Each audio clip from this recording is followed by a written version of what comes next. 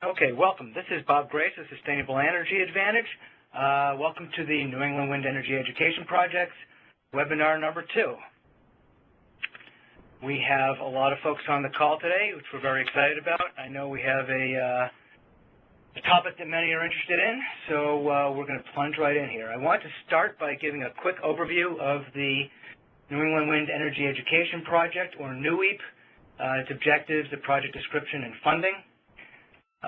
First of all, the objectives of the project are to provide siting decision makers and other potentially impacted members of the public with objective information on which to make informed decisions about proposed wind energy projects throughout New England.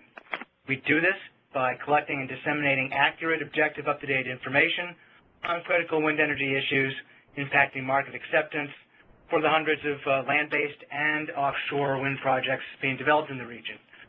The objective here is to enhance the region's public acceptance of appropriately sited wind energy generation. Now, the NEWEP project is a 2-year project which will run through December 2011. We are scheduled to deliver at least 8 webinars, as well as a full-day in-person conference next spring. This is the second of our webinars, and we will also provide additional outreach and awareness. The web-based home for the webinar-related information will live on the New England Wind Forum. We'll tell you how to get there later in the webinar. The NEWEP project is funded by the Department of Energy. In late 2008, DOE sought proposals under a project looking for input on market acceptance. The NEWEP project was selected in 2009 for grant funding as part of Wind Powering America's Market Acceptance Program. So one important point here is that this effort is not industry funded. The grant co-applicants were my firm, Sustainable Energy Advantage, and the National Renewable Energy Lab. Our role is as coordinator of the project, and the project is directed by a steering committee consisting of New England state agencies, regional and national research organizations, New England's regional grid operator, all of whom have committed to participate in the project. So the webinars are going to be moderated, this one by myself, or by NREL, or by other guests with particular expertise. Here I'm put up on the screen the slate of our steering committee members, again ranging from national labs to state agencies to ISO New England. And again, you can tell that NEWEP is neither industry funded nor industry driven. That's been a critical component of our effort here to attempt to bring information that is not seen as tilted one way or the other. And in fact, let me talk a little bit more about the philosophy. The philosophy of the project is to seek out objective information. What do we mean by objectivity? Well, the philosophy here is that wind energy has benefits, but that not every place is going to be the right place for wind energy generation. And perhaps a framing principle, from what we found, the consequences of wind power are rarely as dire as made out to be by organized opponents, and they're often not as free of consequence as wind proponents would hope and sometimes represent. Our approach is to seek knowledgeable speakers who can convey with credibility and objectivity and address the research that's been done on various topics and the various points of view. The content we look to present is to provide what is known and what's not known. You'll certainly hear today that there is a lot that is not known about impact of wind and sound. We focus on the speakers who can present their own research or reviews of literature, focusing on scientific or peer-reviewed research and studies. In addition, we will create a literature review, an annotated bibliography of references on the subject matter, which will include that scientific and peer-reviewed research, but also extend beyond that to other writings on the topic. Those resources will be made available on the project website. And we hope to end every webinar with a discussion of mitigation issues, and identifying future research needs. We welcome webinar participants, question and answer. That's a critical part of the platform. So we'll talk a little while later about how we're going to run that. And again, the repository for the webinar materials will live on the New England Wind Forum website, which is maintained by National Renewable Energy Lab. So today's webinar, actually a word about objectivity before I introduce our speakers. Objectivity is in the eye of the beholder. Collectively, the NUWEEP team, the grantees, the steering committee are aiming to deliver on that goal, but ultimately we won't be able to please everybody on that front. So it's important that we acknowledge that even though NUWEEP is not industry-driven or funded, we, the coordinators, many of the steering committee members, are involved in activities that are aimed to support wind industry growth.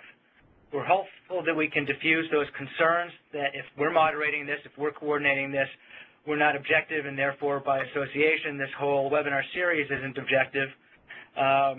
First, despite or perhaps because of the roles of the grantees and many of the steering committee members who are looking to increase the role of wind, individually and collectively, we all acknowledge that, like any electricity source, wind power does have impacts. Our stake is in the NUWEEP process and now in the outcome. There are hard decisions to be made. Decision makers and the public need to be armed with good information, not information solely from parties whose goal is either to build or obstruct specific wind projects. And at the end of the day, unless wind can be cited appropriately, policy goals aren't going to be met. So we're doing the best job we can at trying to get at the objective knowledge. Best way we know how to is to put ourselves in the shoes of those who are being asked to be neighbors of a wind power facility. Someday we may be asked, and if it were me, I'd want to know the research, the facts, and the data. We want a good outcome. That's why we want a fair presentation of these issues. We'll never be able to convince everybody that NUWEEP doesn't have a bias, but we'll try in the way that we gather our speakers, in the way we provide annotated bibliographies, including gathering data and positions that are counter to the speaker's conclusions and posting all of that on the website, and the way we conduct our Q&A sessions. So we're doing our best job to make sure that this is a search for the answer and not one that starts with the answer. So on that note, I'd like to introduce our speakers. I'll introduce the whole panel now, and then we will turn the floor over to our speakers in sequence. Our first speaker is Mark Bastasch, who is a registered professional acoustical engineer with CH2M Hill. He will speak to us about an introduction into sound in wind turbines, some of the scientific underpinnings of our discussion. His experience includes preliminary siting studies, regulatory development and assessments, ambient noise measurements, industrial measurement for model development and compliance purposes, mitigation analysis, and modeling of power, industrial, and transportation projects. His wind turbine experience includes some of the first major wind developments in the country, including the State Line project in the Northwest. That was built in 2001 and at the time was the largest in the world. He serves on organizing committees of the biannual International Wind Turbine Noise Conference, first held in Berlin in 2005. Our second speaker is Jim Cummings. Jim is a writer, editor, and father, executive director of the Acoustic Ecology Institute, and he will present to us on wind farm noise, public perception, and annoyance. His longtime work has been writing for a lay audience about science and the environment, which led to the founding of the Acoustic Ecology Institute in 2004. Since then, AEI has become a leading source of clear, unbiased information on a full array of sound-related environmental issues. Agency staff, scientists are among their most enthusiastic supporters and users of the news and science summaries and special reports produced by the Institute. Jim has twice been a plenary speaker at the Alberta Energy Utilities Board biannual noise control conference, has been an invited presenter on ocean and wind farm noise issues in Canada, the U.S., and Ireland.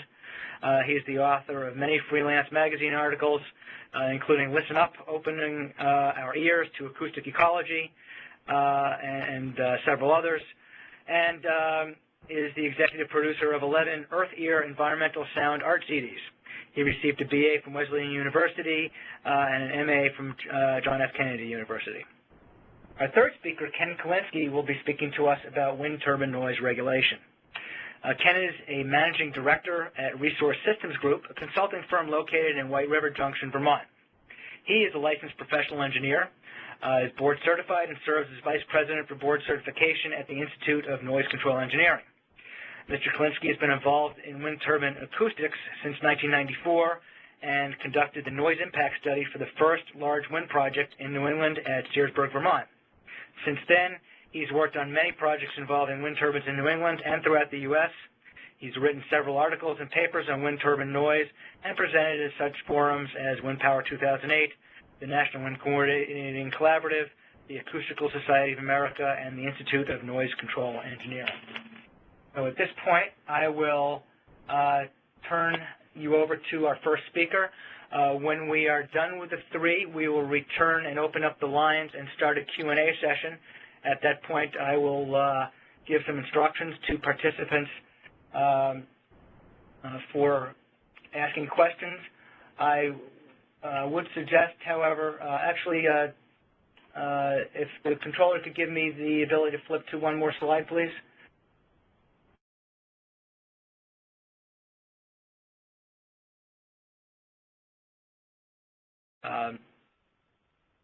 I'll return to the Q&A instructions when we're done with our last speaker. Why don't I turn it over at this point to Mark Bastasch. Mark, welcome aboard. Thank you. Okay, it looks like I've got control now. Thank you. Again, thank you for the opportunity to speak this afternoon. My name, again, is Mark Bastasch. I'm an acoustical engineer with CH2M Hill. I'm based out of Portland, Oregon. Oregon is one of the few states that has a PE in acoustics. The purpose of my presentation here is really to provide a brief introduction to sound and wind turbines and some of the terminology used in acoustics. This can be a very technical subject matter, and this is by no means an exhaustive review of the subject. I have tried to keep the equations to a minimum to illustrate a few key concepts.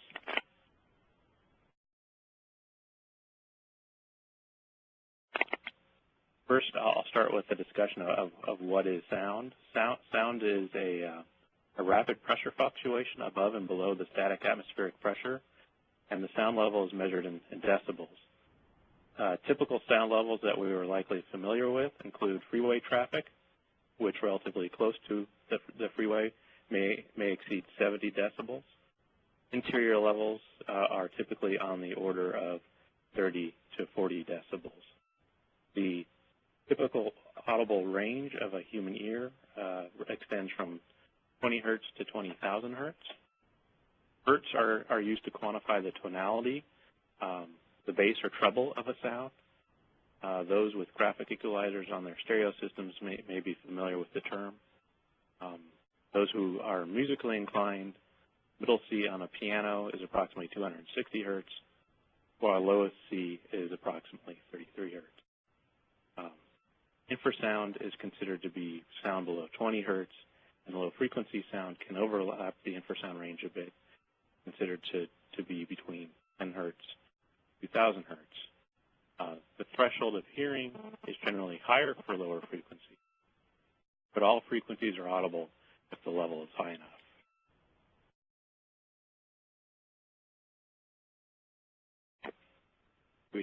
When we talk about sound and how we measure it and hear it, we talk about it in terms of sound pressure levels. This is a logarithmic quantity, and as we see here, a sound pressure level of 94 dB, a fairly loud sound, is a function of small fluctuations in pressure.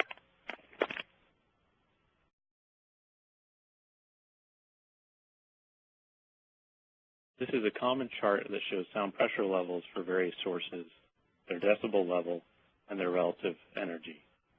There's a very large variation in absolute pressure or energy between a very quiet sound and a very loud sound. This spans many orders of magnitude. This is one reason why we deal with sound levels in terms of decibels. It is also important to note that charts similar to these are in terms of are generally always in terms of sound pressure levels, not sound power levels, which will be discussed later. These charts are also indicative of relative levels. They do not mean that all sources at the same level will sound the same.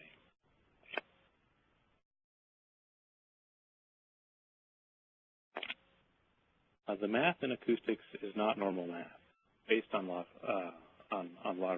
logarithmic quantities. When you have a source of the same level that is added to another source of the same level, the increase is 3 dB. That is, a 50 decibel source and another 50 decibel source will equate to 53 dBA. This is generally considered the threshold of a perceivable difference when comparing similar sounds. When a source is 10 dB louder than another, there is no incremental change.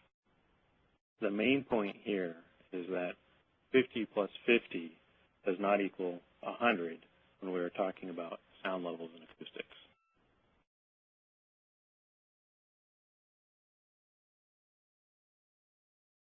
When we combine sources of the same level, the increase will depend on the number of sources.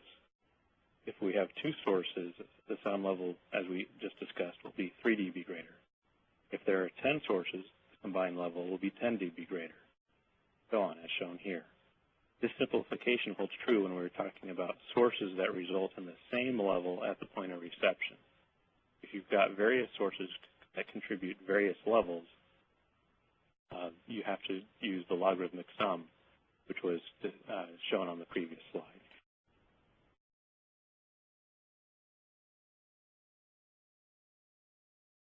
The sound power levels are different than sound pressure levels and is a measure of the acoustical energy. This is typically what is used to develop a sound model. On an energy basis, 1 watt of acoustical energy results in a sound power level of approximately 120 dB. From a pure energy standpoint, again, we're not talking about a lot of energy when we're talking about sound levels. This is a distinction between sound power levels and sound pressure levels that I'll touch on a little bit further here as well. But I think it can be a point of confusion when reading technical reports and analysis. Sound power and pressure levels are related quantities, but it's important to note that a sound power level is independent of the distance of a source. Think of it as the wattage of a light bulb. Sound pressure level, what one hears or measures, does vary with distance. The sound pressure level is used to quantify the sound emissions of a source, specify the distance, such as 60 dBA measured at 100 feet.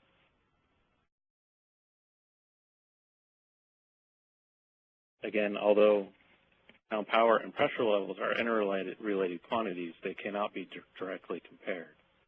The sound power level takes into account the size of the source and is a calculated quantity. It is not appropriate to say a source has a sound power level of 120 dB and compare that level to a chart of sound pressure levels that we discussed earlier.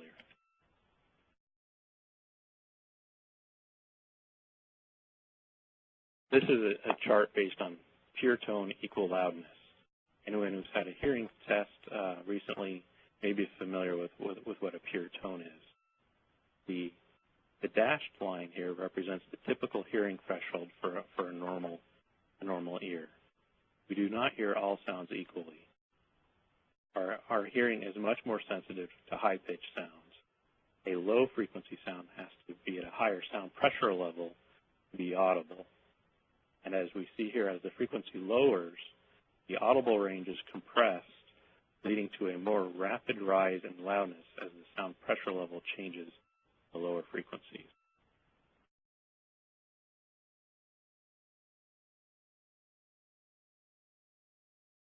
There are many metrics used in acoustics. One of the more common metric is the A weighting. The A weighting is primarily used in the realm of permitting and environmental noise analysis. The A weighting reflects the sensitivity of the ear to low or moderate sound levels, and it has the inverse shape to these lower sound level curves.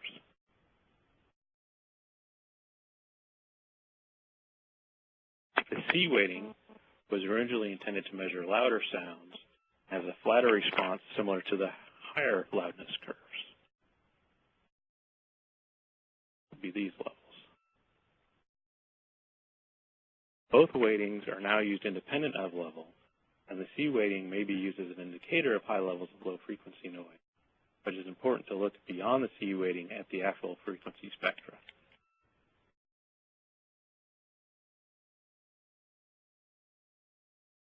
I'm going to touch briefly on the noise generating mechanisms associated with wind turbines. The primary one, aerodynamic noise, that is the noise of the blade passing through the air. The trailing edge of the blade is noted to be the most important surface. The noise level is generally proportional to the pitch speed raised to the fifth power. There are various complex mechanisms at work, and our typical noise control solutions of enclosures or silencers are not applicable. It requires an aeroacoustic design of the blades.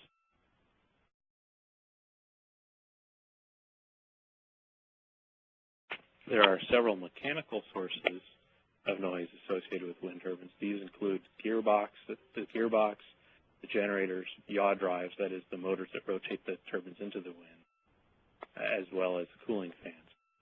Standard noise control measures are used to mitigate the aerodynamic noise remains the likely dominant source.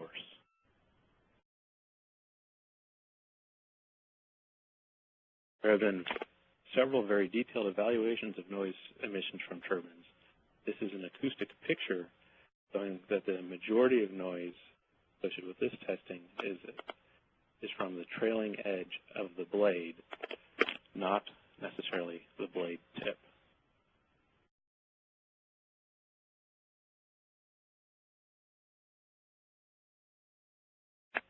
The turbine sound emissions, or sound power levels, are calculated in accordance with an IEC protocol. It's IEC 61400-11. The microphone is mounted on a ground board at a specified distance. Measurements are collected with and without the wind turbine operating. From this, the sound power levels are calculated. They are calculated much more detailed than A weight or C weight or any weighting. A recent update here is going to require 1/3 octave bands between 20 hertz and 10,000 hertz be incorporated. They have historically been referenced.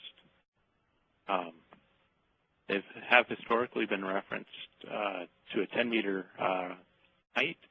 This is likely to change to hub height to avoid some potential confusion. I'm seeing a note here I need to speak up, so hopefully connection here will improve.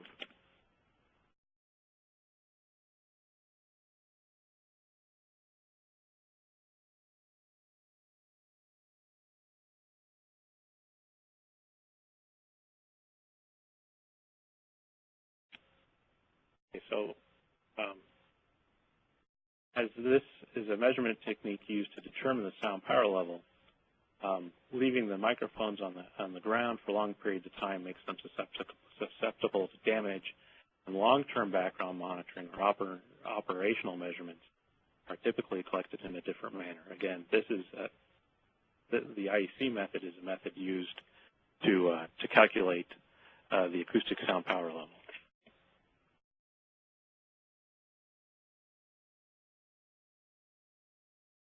As far as the adverse effects of sound, hearing loss is generally associated with levels above 80 to 85 dBA. Task interference is generally associated with levels above 70 dBA. Speech interference generally occurs at levels between 50 and 55 dBA when voices begin to raise during a normal conversation.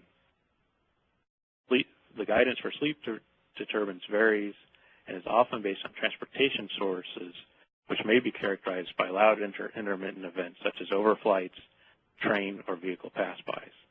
Then there's always the potential for annoyance. Characteristics that may increase annoyance include tonal components, that is a discrete whine or hum. There is also the potential for swishing or whooshing noise as the noise of the blades, which may result in some change in sound level over time. This is referred to as amplitude modulation. This is typical of most wind turbines, and it is not low-frequency sound nor infrasound, though it has often been confused as such. A study conducted by the University of Salford in the UK evaluated levels at over 130 operating projects, concluded that additional study on excessive amplitude modulation was not warranted. So it is recognized as an audible characteristic, but it is typically not problematic. With regards to infrasound and low-frequency sound, infrasound from wind turbines is not perceptible and does not exceed levels produced by natural sources. Low-frequency sounds from wind turbines are not distinguishable from background sounds for frequencies less than 40 hertz. If their frequencies greater than 40 hertz, they may be perceptible under certain conditions. The audible swishing sound, as we noted, is typically in the 500 to 1,000 hertz range, and it is neither infrasound nor low-frequency sound. There is a difference in the way sound attenuates in the atmosphere. Low-frequency sounds are not attenuated as rapid of a rate as high-frequency sounds. For example, here, a 250 hertz at a distance of about 1,000 meters or 330 feet, we would see a 1 decibel drop due to atmospheric attenuation, whereas at 2,000 hertz, we see an 8 decibel drop.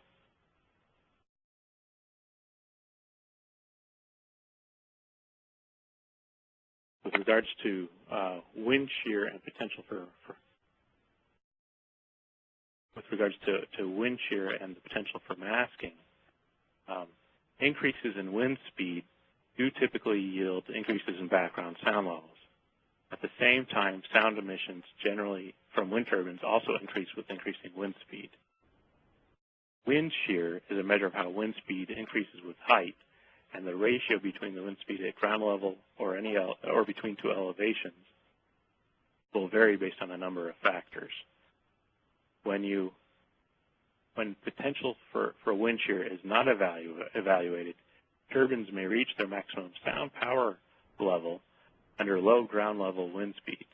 This is particularly true when turbines are located along ridge lines. Under this situation, you may not have very high ambient or background levels. It is therefore helpful to consider evaluating a project at its maximum sound power level, irrespective of wind speed.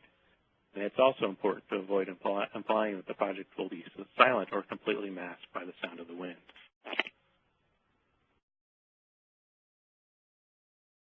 With regards to the federal environmental noise policy, this slide shows sample regulations and has simplified their policy to a couple of slides.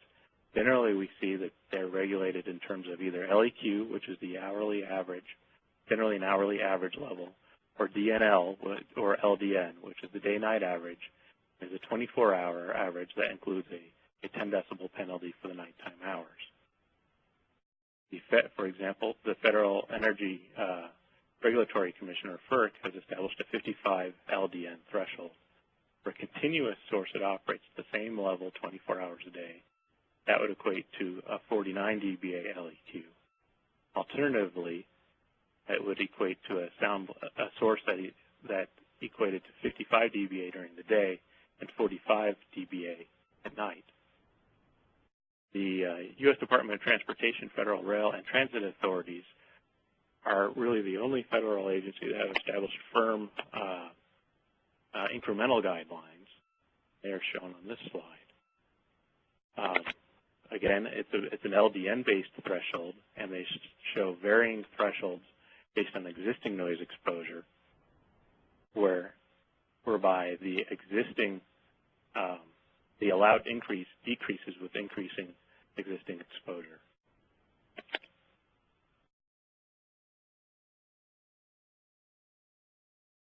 There are several ways to regulate noise, and Ken will touch on this later, but they basically all deal with the concept of either a relative limit or an absolute criteria, or a hybrid between the two.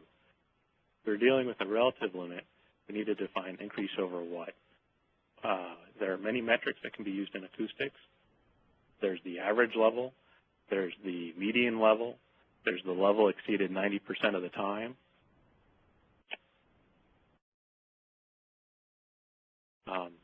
As we see here, below is a correlation of sound level with wind speed. And so the questions that regulators and others need to address is how do we address perhaps the scatter that we see in this data? We are dealing with natural systems. We draw a line down the center of that data to draw a correlation. Do we look at the lower end or the higher end of the scatter? How do we deal with increases over existing levels? Do we establish a maximum level beyond which levels should not be exceeded? And how do we want to assess the variability or the scatter in this data? And finally, is wind really to be evaluated differently than other sources?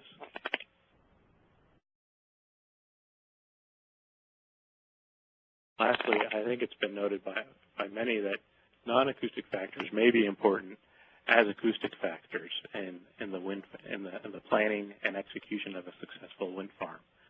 Visibility, attitude, and understanding the necessity of the source play a key role. Good public relations and outreach is imperative. Field trips to operating facilities are likely more reasonable now given increased development and should be encouraged, and people should be able to visit facilities both during the day and nighttime hours under a variety of operating conditions. I think it's important to note that silence is not a reasonable goal, nor should it be implied. It's helpful to coordinate construction and startup activities to avoid conflicts with the neighbors, ensure that local communities and landowners understand the benefits, and to respond to any concerns as they may indicate a potential maintenance issue. That I conclude, and I hand over control. Mark, thank you very much. At this point, Mark has given us some of the fundamental tools for our discussion of sound. Now we'll turn it over to Jim Cummings, who will take over control here. I will remind you again that we will be taking questions for the panel after each of the three panelists are complete. And I'll turn it over now to Jim Cummings. All yours, Jim. All right, thanks, Bob, and thanks for inviting me to be part of this session here.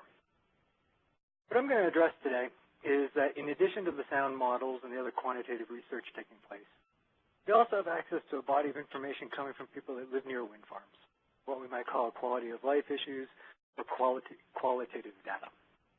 So this presentation is going to look at public perception and annoyance, and we're going to include some experiential reports from wind farm neighbors and research into annoyance rates around wind farms and the larger body of work on noise sensitivity. I'm going to move through quite a lot of themes fairly rapidly, so I'm going to encourage you to come back to these slides online and take a bit more time to ponder all this. So the heart of the challenge around noise is that while sound models tell us that wind farms ought to be quiet enough to live with, and hundreds of wind farms worldwide are operating without all that many complaints, and they're not as loud as a lot of other industrial and infrastructure noise sources, we're still finding that, especially in farm and commuter country, we're getting far more noise complaints than were expected. So the question is, are these rare exceptions, just a few individuals, or are there more people being affected, indicating weak spots in our models or policies that could be addressed? Before I head into the heart of the presentation, I'm going to start off with a couple of kind of key points that I want you to keep in mind as context for everything else we're going to talk about. The first is that noise issues seem to be the exception rather than the rule. The vast majority of noise issues occur within half a mile or so of wind turbines, and even in this area, half or more of the residents are not generally that bothered. There's very few noise issues beyond 3/4 mile. A lot of wind farms are this remote and are generally free of incidents. Second point is also equally important, and that is that in rural areas, annoyance rates relatively close to the turbines are often over 20%.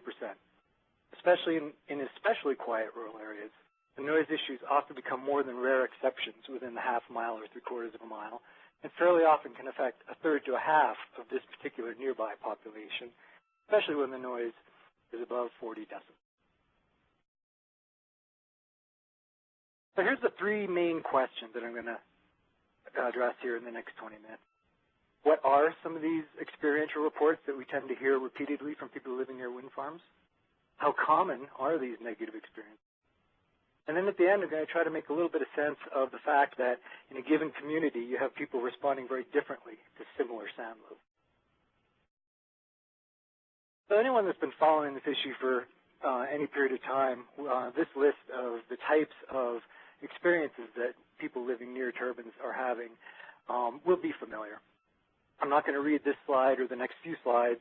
I'll let you scan them while I just give some context.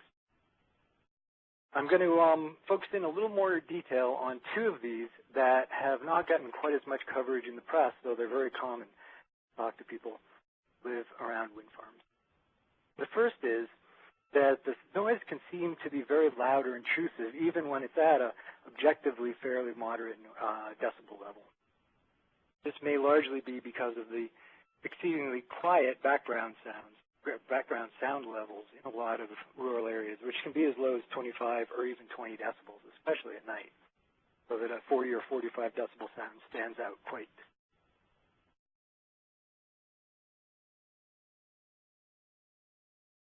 Another interesting thing is that a lot of wind farm neighbors have noticed that the turbines make very different kinds of sounds in different wind conditions. This is a factor that makes it especially hard to get used to the sound. It's definitely not just a gentle whooshing that you kind of gradually get used to. When there are changing sounds coming from a given turbine, that's going to make it a little more difficult to just learn.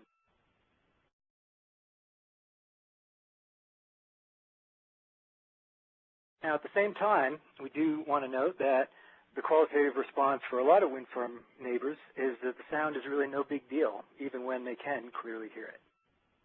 This is part of what we're going to try to address here at the very end of this presentation, try to understand how it is that people can have such different reactions to sound.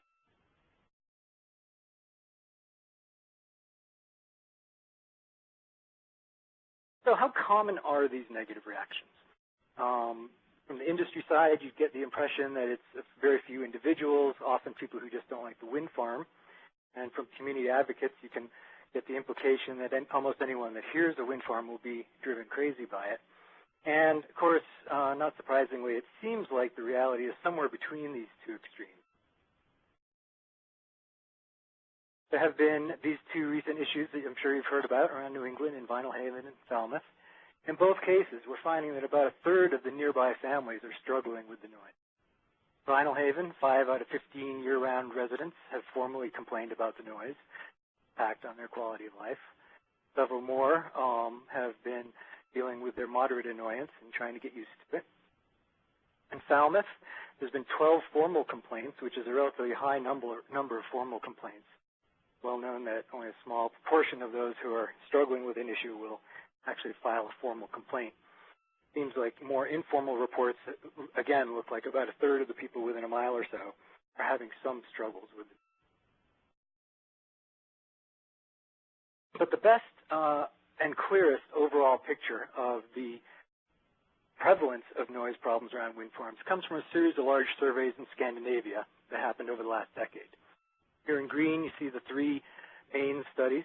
The next few slides will include several charts that look at this data.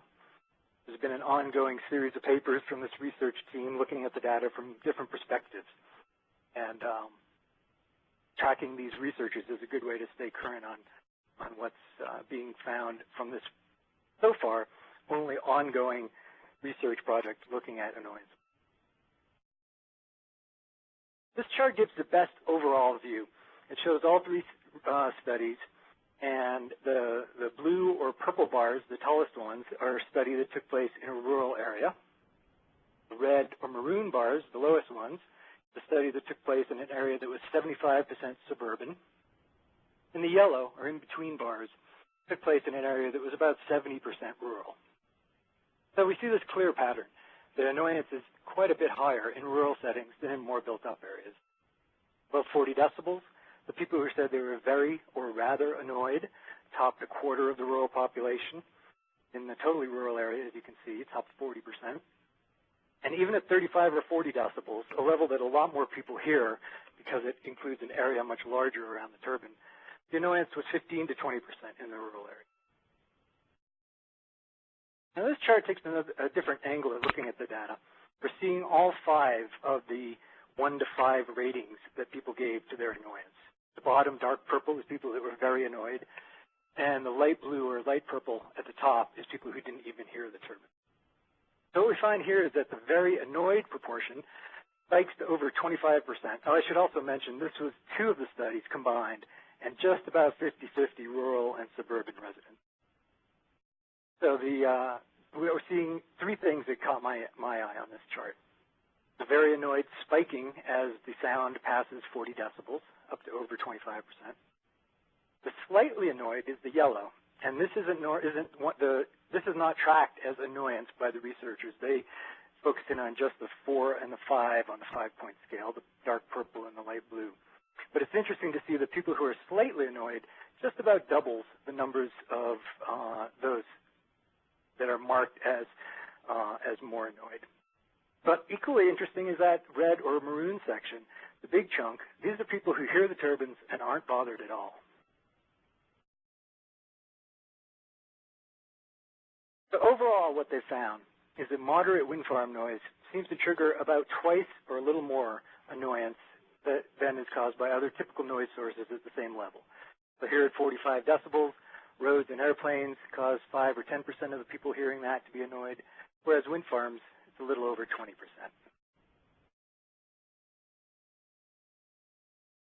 So as we consider these annoyance rates, both the fact that large numbers are not bothered and also that the minority who is can be quite large, there's a few factors we should keep in mind. First of all, annoyance doesn't necessarily imply a constant plague. For many of the people who report annoyance, it's occasional and temporary. Of the people in these Scandinavian studies who reported any degree of the 2 higher levels of annoyance, about half were disturbed just once or twice a week, about a quarter daily or nearly daily, and the other quarter less than once a week. About half are bothered only outside, and the other half are also bothered inside their homes. And a third or less of those who are annoyed reported any kind of physical or health effects, including sleep disruption. Now, there's a couple of correlations that are often noted. There is a tendency to be more annoyed when you can see the turbines, and this is sometimes presented as evidence that people just don't like seeing them and also report being bothered by the noise. However, there are a couple of perceptual reasons that there are concrete reasons that seeing the turbine will tend to make you notice it more. The strongest is that when a turbine's in a line of sight, there's going to be more sound transmission and more variety of sounds getting to you. And also there's this just perceptual effect where when you see the turbine, it's going to draw your attention to it. Annoyance is also strongly associated with a negative attitude toward turbines. However, in these Scandinavian surveys, those attitudes were measured concurrently with already being annoyed or not. So the causality isn't crystal clear. There are other studies that did do some research before the farms were built, and there is a partial correlation between a negative attitude toward the wind farm and later being annoyed by the noise, but it does not explain away most noise issues. You have to remember that the high proportion of annoyance is mainly when it's over 40 decibels of sound. In these Scandinavian studies, the vast majority of residents did not experience 40 decibels. So when farms are built in and amongst existing homes, and many of them are within a half a mile of homes, there's a good chance that a higher proportion of that population might regularly hear these sound levels. When we look at the overall annoyance figures in those Scandinavian studies, they can look kind of pretty reassuring. Among all the people studied in these studies, which studied people out to a mile or a mile and a half from turbines, 9% expressed the high degrees of annoyance. In the rural areas, it was 13%. But over a third of these people didn't ever hear the turbines. So if we just look at the ones who were close enough to actually hear turbines, then what we're seeing is 15% annoyance over the whole over all 3 studies, and a little over 20% rural dominated. So how do we make sense of the fact that some people are so annoyed while many others aren't hearing that same sound, aren't particularly bothered at all? Well, the Scandinavian researchers did a very interesting interview study where they did in-depth conversations with people on the 2 ends of the spectrum. We're hearing a similar sound level, and they talked to people who weren't annoyed at all and the ones who were very annoyed. And what they found was actually very fascinating. They saw that annoyance tracked really closely with these 2 ways of viewing the rural lifestyle. For some people, the countryside is a place for economic activity and technological developments and experimentation. These people like new machines and technologies. They tend to be indifferent to sound exposures. When there is turbine sound, they experience it as something outside their territory. Countryside is a place for peace and restoration, is a different attitude that a lot of rural people have. And for these people, looking for peace and quiet, sound and flicker become disruptive. And when there is turbine noise, they experience it as intruding into their space and privacy. I'd say this way of viewing living in the country makes a lot of sense to me. I've lived in rural areas most of my life, and I know a lot of people of both of these types very well. So it's a very kind of interesting overview that these folks came up with. Now, parallel to this, there's a 40-year body of research into what's called noise sensitivity. This is psychology research, and noise sensitivity is an innate personality characteristic. It's not something that we control or change. And from all the different directions that people have looked at noise sensitivity, there's a fairly consistent breakdown of the population they've found, where about 20% of people are noise sensitive. And for these folks, there's a good chance that any audible sound will catch their attention and potentially be bothersome. Conversely, half the population is noise tolerant. These people don't really pay attention to sounds. Even moderate noise levels, they won't even notice it a lot of times. And even loud noises only bother them once in a while. In between, 30% of the population are what they call moderately noise sensitive. People notice sounds, but the reactions depend on the sound itself and the situation. In terms of looking at wind farm annoyance, the things coming out of this research that are most interesting are that the differences between how noise sensitive and a noise tolerant person responds to sound are most striking with soft and moderate noise levels, which is exactly what we have around wind farms. In particular, noise-sensitive people experience more arousals during sleep. Sleep will be more disrupted, again, especially at a low sound exposure. But perhaps most interesting in terms of working with communities is that researchers in both of these lines of study have found that there's a strong tendency for people on the opposite ends of the spectrums to have a hard time understanding the other type. But noise-sensitive people find it hard to imagine that anyone could tolerate the noise that's bothering them, and vice versa. And the work-the-land type people can't understand the extreme reactions of their neighbors who are looking for peace and quiet, while those restorative type identity people have a hard time imagining how anyone could not be bothered by the noise that's driving them crazy. What I found from looking at both place identity and noise sensitivity research was that they're surprisingly well aligned with what we find for annoyance rate. When wind farm noise is below 45 decibels, we're finding half or more aren't noticing it or aren't bothered by it. Well, this is the noise tolerant half of the population. And also, it's likely to be a similarly large proportion of farmland populations sharing that rural identity of technological innovation.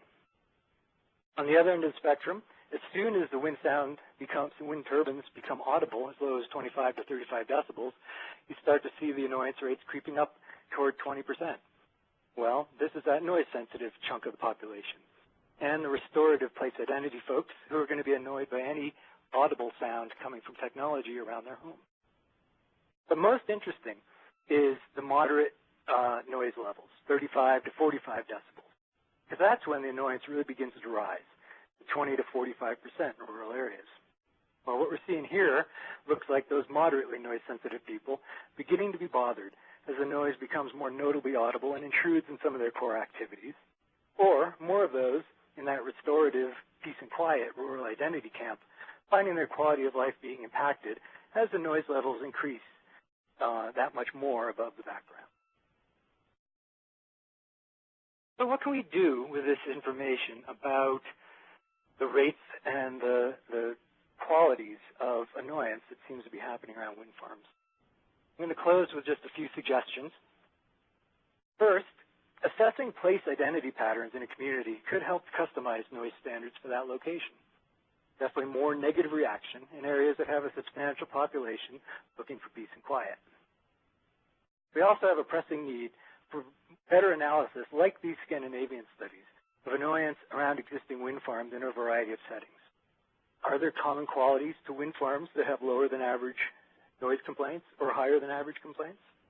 We should be replicating our successes and avoiding the areas that are likely to spur problems. Expectations are definitely key, as Mark mentioned, especially acknowledging that wind farms will be audible, sometimes as far as a mile in some conditions. That will be generally faint, but will still be audible at times. When people are surprised at hearing them, that becomes a trigger for a lot of upset.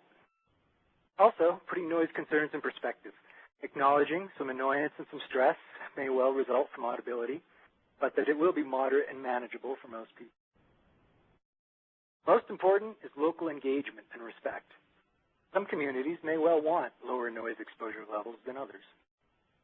Listening to, and more importantly, responding to these qualitative reports and experiences coming from people in your community when you're operating a wind farm is really central to keeping the industry moving forward in a productive way. Having proactive mitigation plans in place to address possible and foreseeable issues could reassure communities to know that there'll be a willingness to reduce noise if their area becomes one of these problem pieces. It really all comes down to this fundamental social question that we're going to have to answer, and that's what proportion of those close to wind farms do we feel it's okay to bother, and how often? 10 bad nights of sleep a year, something that, people may just have to put up with in order to move forward into a renewable energy future. How about 10% of nights? That may not seem like much, and it may not be, but it does mean 35 nights a year of disturbed sleep. These questions are difficult to assess, and they're going to be challenging to answer, but they are something that we just can't ignore. So that's what I have for you today. You can check out a few supplemental slides when this is online as well, offering a bit more detail on a few additional topics that we didn't have time for. So now, back to Bob, and I guess Ken will be up next. Great. Thank you, Jim. I'll point out that at the end of Jim's slides, there are a number of Jim's references listed, and we will put an annotated bibliography up on our site. Jim, you've given us a lot to think about. I think now Ken will take us from that range of experience to how wind turbine noise is currently regulated today. Maybe we can talk about how adequate that regulation is and what we can learn from all this good information. Ken, over to you. Thanks a lot. So I'll start my talk today by talking about wind turbine noise regulation. And in particular, we'll talk about noise impact studies, and then what components of noise regulation are good, what components are not so good, and then do a review of noise regulations in New England as they apply to wind turbines.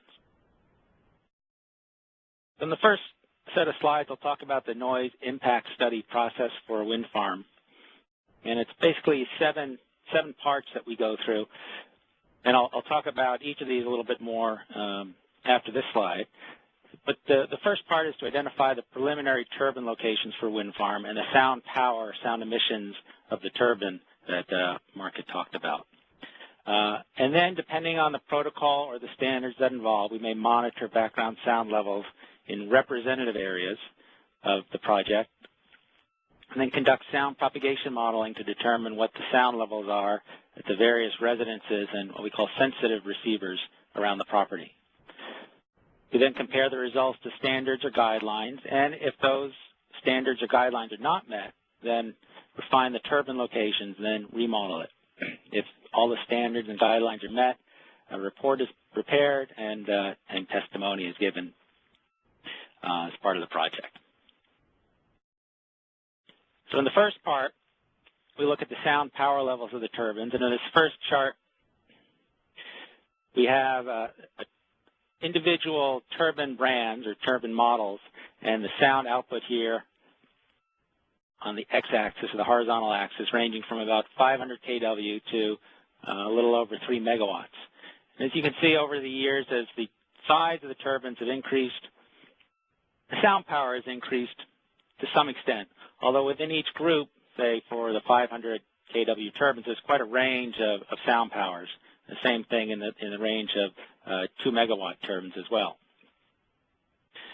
Sound power varies turbine to turbine by frequency as well, and the unweighted sound power, this is for a certain turbine, ranges fairly flat response here from 20 hertz up to about 315 hertz, and then the sound power or the sound emissions by frequency drops.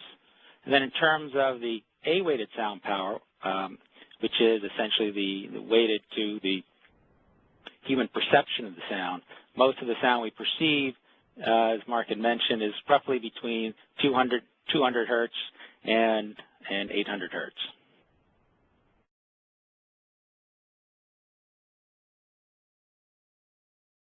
If background sound monitoring was required, the first step is to identify sensitive receivers. This can include homes, places of worship, schools, wilderness areas, campgrounds, etc.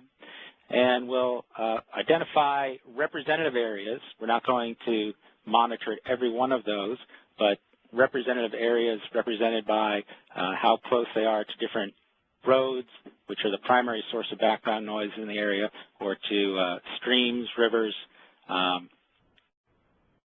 and more remote areas. We'll monitor for a shorter time if the background levels are not critical to the standard, and a longer time for relative standards where background levels are critical. And if seasonality is important, if we do background monitoring, for example, in the summer where there are a lot of crickets, we may redo that monitoring in the wintertime when there are leaves off and there are no insects. The next step is doing propagation modeling, and that's to predict the sound level from the wind farm at these various locations. So the most important thing is the standard we're using, and for the most part in the U.S. we're using the ISO 9613 standard, which is the International Standards Organization standard for outdoor sound propagation. And in that we look at sound power, which is the sound emissions from the wind turbines. We look at spreading loss, and that's just the loss of energy as the acoustic wave spreads out from the source. And typically that's around 6 decibels per doubling of distance for a point source. We look at atmospheric attenuation, and as Mark mentioned, that mostly affects the sound, the higher frequency sound. Barriers, which for wind turbines, mostly, especially in New England, are mostly terrain barriers. That is the effect of terrains and hills blocking the line of sight between the source or the turbines and the receivers. And then a big factor is ground attenuation, and that's the effect that the ground has on the sound. The ground can reflect sound, the ground can absorb sound, and it has a significant impact on modeling results. And then finally, meteorology. Meteorology, we typically use what's more or less a worst-case meteorology, a nighttime inversion condition, or winds blowing from the source to the receiver, but other meteorological conditions can cause sound to propagate essentially worse, or that is, have lower levels at the downwind receivers. So in such cases as if you're upwind from a wind turbine, the sound levels will be less. Under what we call unstable atmospheres, like sunny days where the ground heats up and creates a lot of turbulence, and sound tends to bend upward in those conditions or get scattered, and the sound levels tend to be lower. And then finally, with lower wind speeds or flatter vertical wind speed gradients, the sound tends to be lower downwind.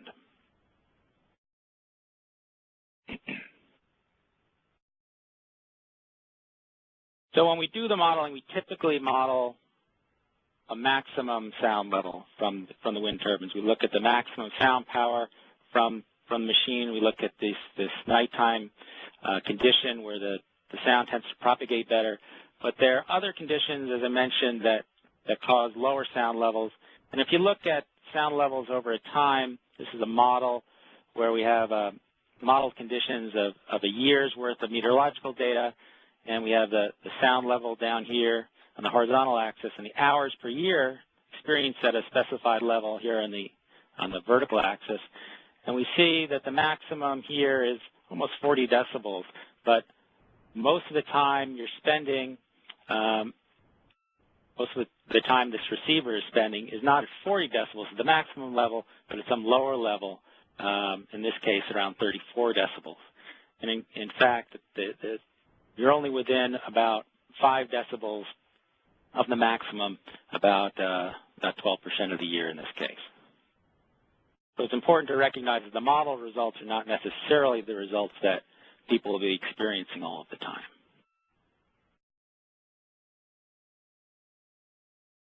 So now we'll get into regulation. And in particular, I'll talk about standards, standards that have been used locally by countries, by municipalities. And the things that are generally regulated in terms of wind turbine noise are the total level, and that's usually expressed in units of A-weighted decibels. Levels by frequency, these are full or third octave bands. These are spectral standards. Tonality, which regulate the appearance of pure tones and through either penalties or limitations on generating pure tones, and impulsiveness. Well, I consider good regulations as having several factors. Number one, that they detail the noise limits and the parameters around those limits, and we're going to get into that in a minute. They include the requirements of what needs to be put in an application. They include detailed components of pre-construction noise studies, including details on what needs to be done for background sound monitoring, acceptable models and parameters, spatial limits of monitoring and modeling, details of modeled receivers, and then finally, they address post-construction issues as well. And good standards are fair to both the people that are impacted by the noise and to the developers, as they provide essentially a level playing field for everybody.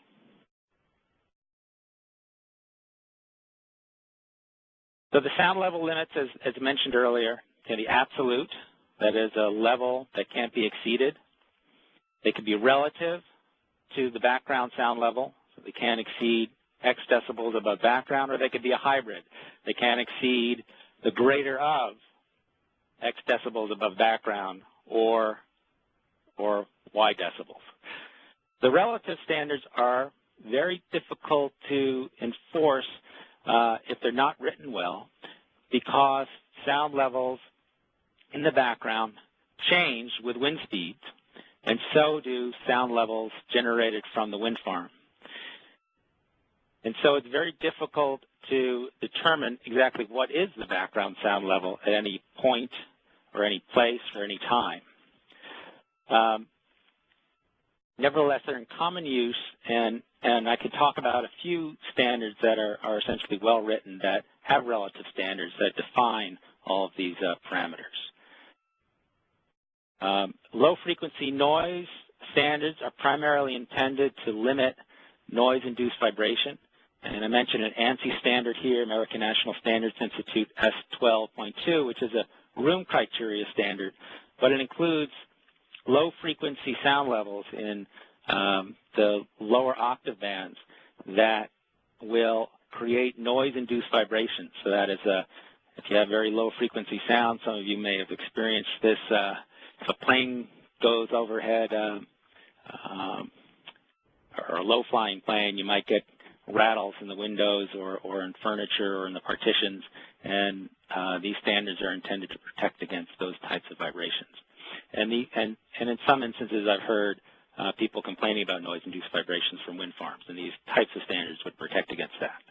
Finality standard, many standards use this ANSI S12.9 Part 4 appendix to apply for tonality, and it's basically the definition of what a pure tone is. And then it's important to identify what the averaging time is for your standard. You can have, say, a 45 decibel standard, but you need to know whether that's a 1 second average, a 10-minute average, a 1 hour, so this is applied to the daytime or to the nighttime. And then finally, there's the time above. I think many standards recognize that there is a certain probability that the standard will be exceeded for a very short period of time, and generally that's okay. I've got a train that goes by my office every now and then, and you know, so long as it's not constant, it's probably fine. So there are standards that present time above that you can't exceed, say, 45 decibels more than 10 minutes in any hour, or 1 day in any month, for example.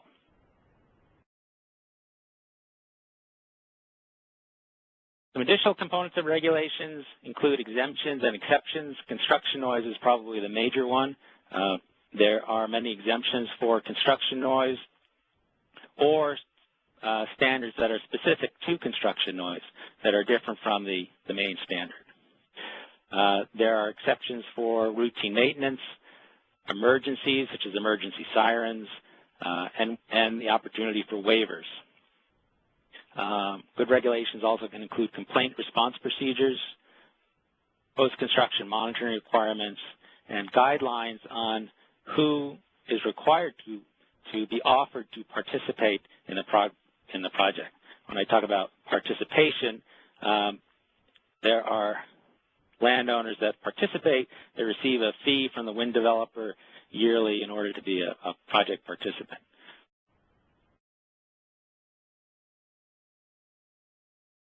I'll give you some examples of regulatory approaches. New Zealand is a country that has a standard that is specific to wind turbine sound. There are detailed modeling and monitoring protocols, what standards need to be used when you're doing monitoring and modeling. It's a hybrid standard. That is, it's the greater of 40 decibels or 5 decibels above the 90th percentile limit, with no maximum sound level. And there are special standards for more sensitive areas. Now, I had mentioned that relative standards have problems because it's very difficult to determine exactly what is the background level when you have varying wind speeds and output from the turbine. And in that standard, they define essentially a regression analysis to determine what this wind speed sound pressure level correlation is. There are penalties in the standard for tonality and impulsiveness, and they detail compliance protocols for post-construction. Oregon is a state that has a standard that is also general but has a component that's specific to wind turbines.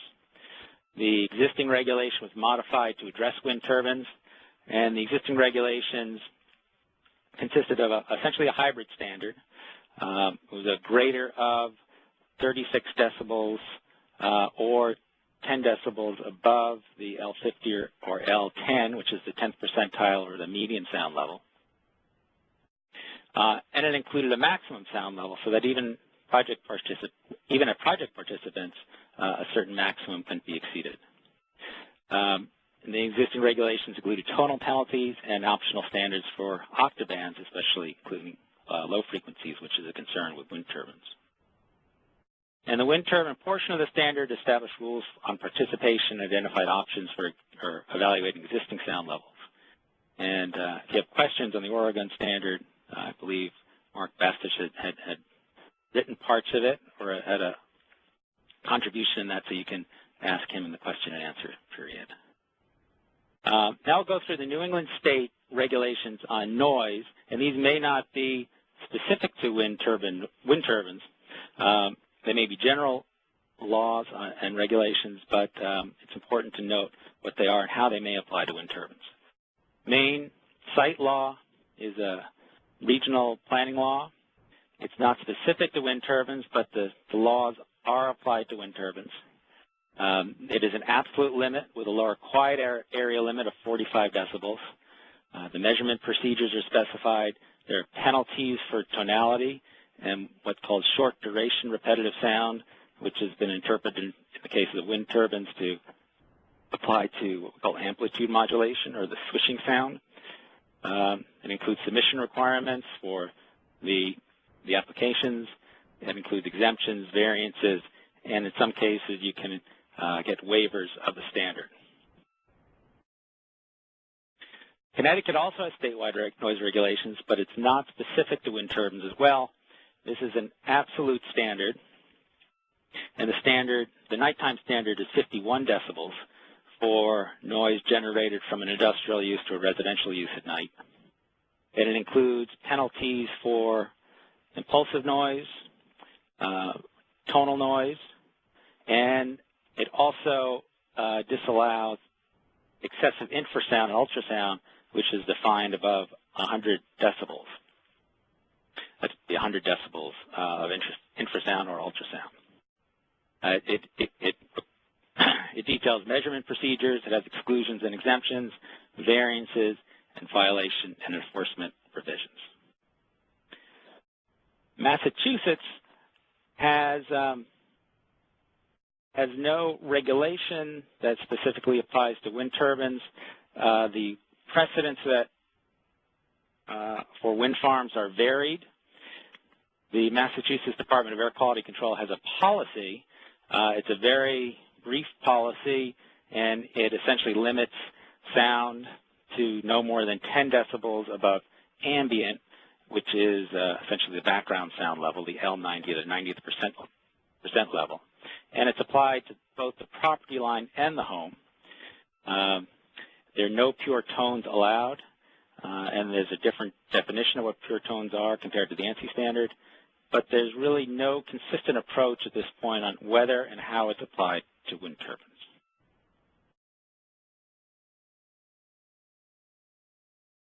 Then we have New Hampshire and Vermont. In New Hampshire, there are no statewide noise regulations.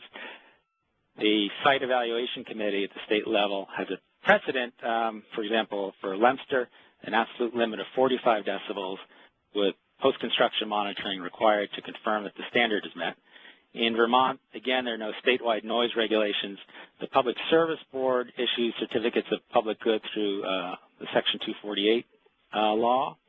And the precedents, there have been 3 wind farms that have been granted permits with this precedent, an absolute limit of 45 decibels measured outside the home and 30 decibels measured inside the home. No pure tones allowed, and post-construction monitoring is required. The next slide is, I'll just talk about mitigation either before or after the wind farm is up and running, and invite Mark to chime in as well.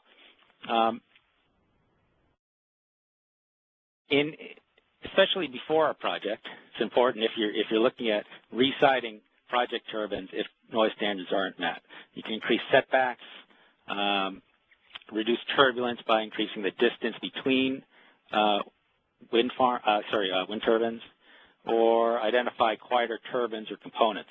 As I said, there's a range of turbines that operate with different sound power output. After the wind farm is up, there are several things you can do as well. There are automatic controls to slow tip speeds to reduce noise under specific conditions. As mentioned under Vinalhaven, there is a proposal to lower tip speeds or shut down turbines with winds over, I think it was 22 miles an hour, 22 meters per second. You can improve noise insulation on target homes, provide them with air conditioning so that they can keep the windows closed, or increase the number of project participants. Anything more you want to add there, Mark?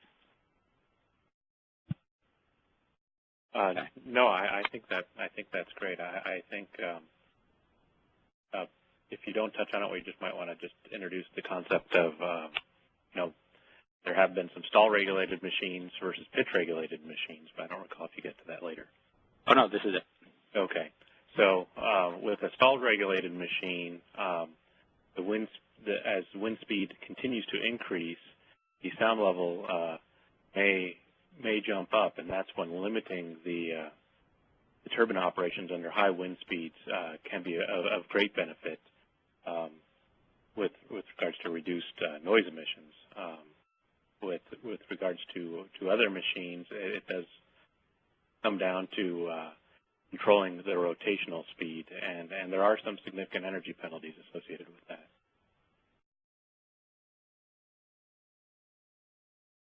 That concludes my presentation. Thank you. Great. Thank you, Ken, very much. So at this point, we're going to switch over to our Q&A session. Ken, if you could look at your moment and respond there. And Sue, if you could put up slide number 15, please. What we're going to do here, and actually while we're putting this up, I just wanted to make note of one thing. The presentation today provided a brief overview of the topic of sound and wind turbines.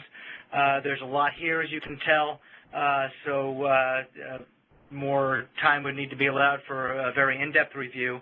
A couple of points. One, today's focus is not on health impacts. While this is an important and potential issue of concern to many of our listeners, addressing health impacts would have made the session too long and unmanageable in this format.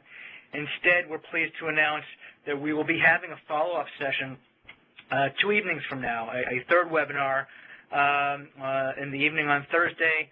Will be a simulcast of a live briefing co-sponsored by the Cape and Islands Renewable Energy Collaborative. We will have a medical perspective, Dr. Robert McCunney, MD of Mass General Hospital and MIT, who will address his perspective on the connection between sound and health impacts based on a panel review of peer-reviewed data. Please think of that session as an extension of this one and the right venue to really get into questions pertaining to health impacts. Both webinars will be available online if you can't make both, or if you want to look back. It'll take us a little while to get the information up there, but within 2 weeks, everything will be up there. And on the final slide at the end of the session, I will put up further information. You will need to register to participate in that webinar, and again, it will be a simulcast of a live webinar and platform like the one we have now. At this point, we have a number of questions. I want to bring your attention to the slide 15 here now. We have 521 registrants here. We understand that many of you are passionate about the subject matter, have important questions you want to ask, and we want to encourage respectful dialogue and not allow individuals to monopolize our scarce time.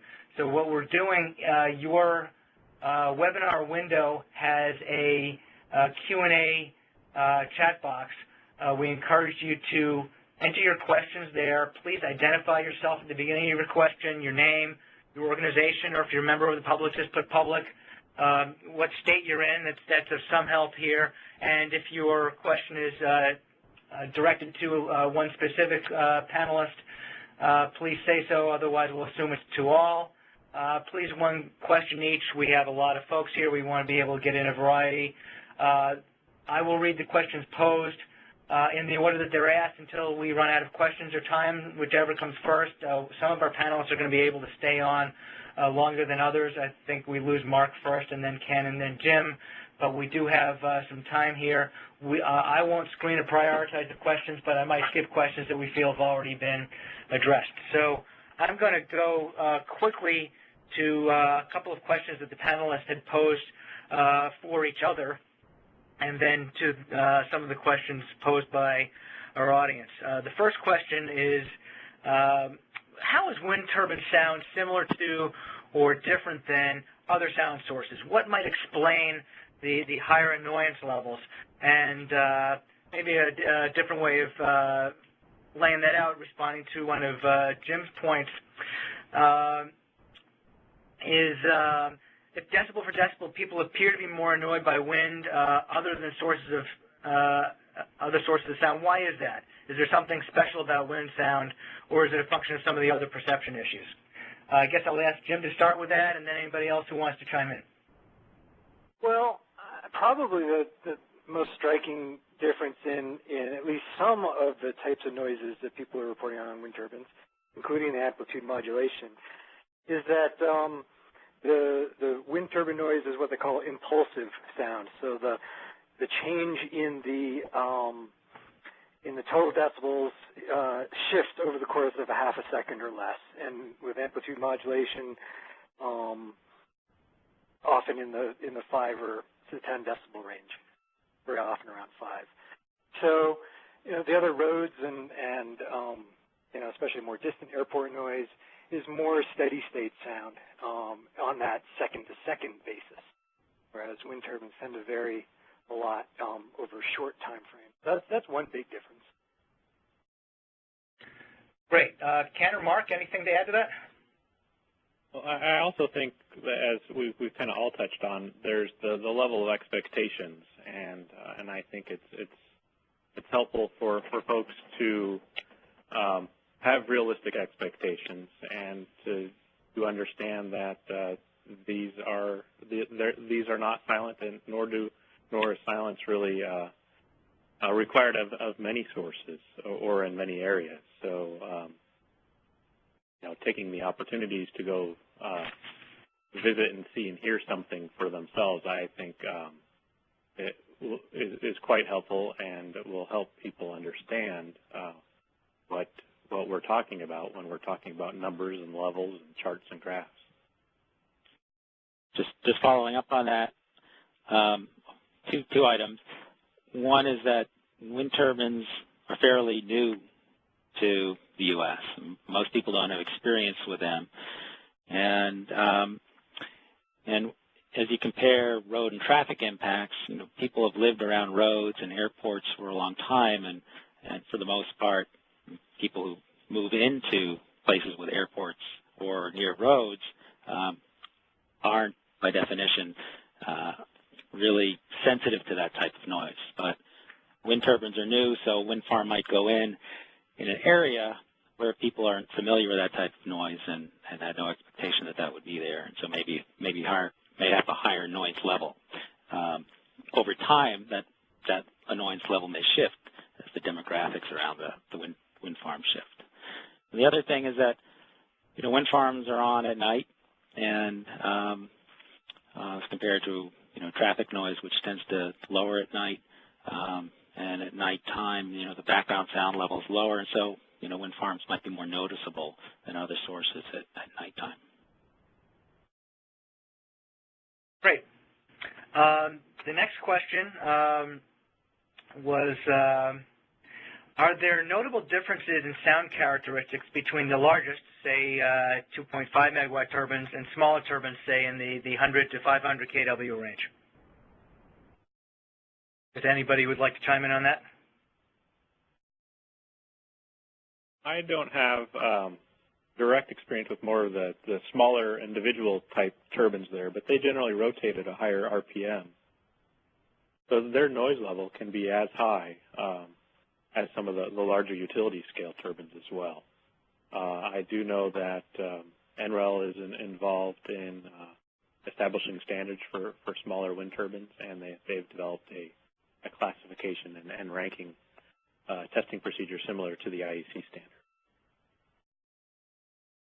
And another thing that might be worth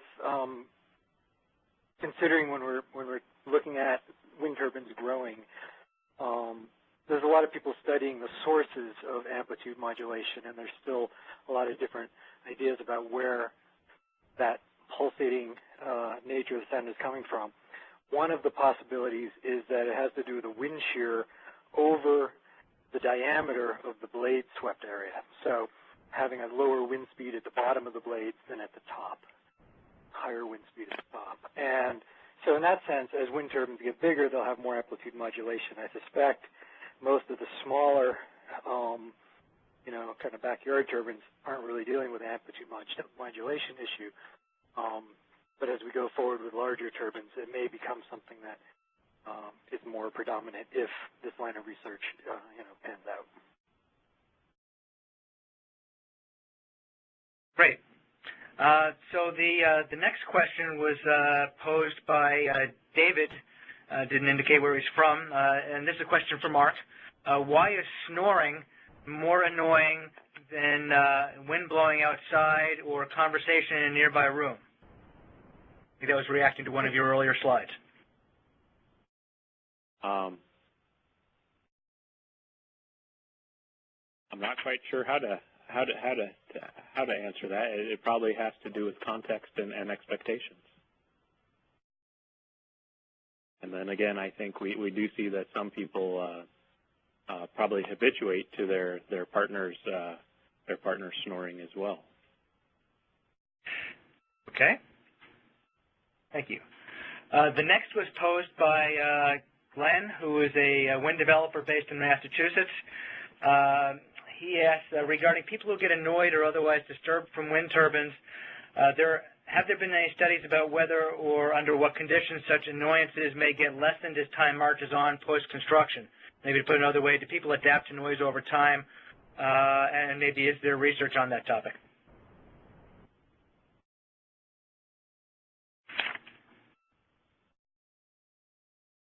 I'll just point out one theory that in the European studies, the earlier study was done. The earlier study which showed higher annoyance levels than the later two was done at areas where the wind turbines were relatively new.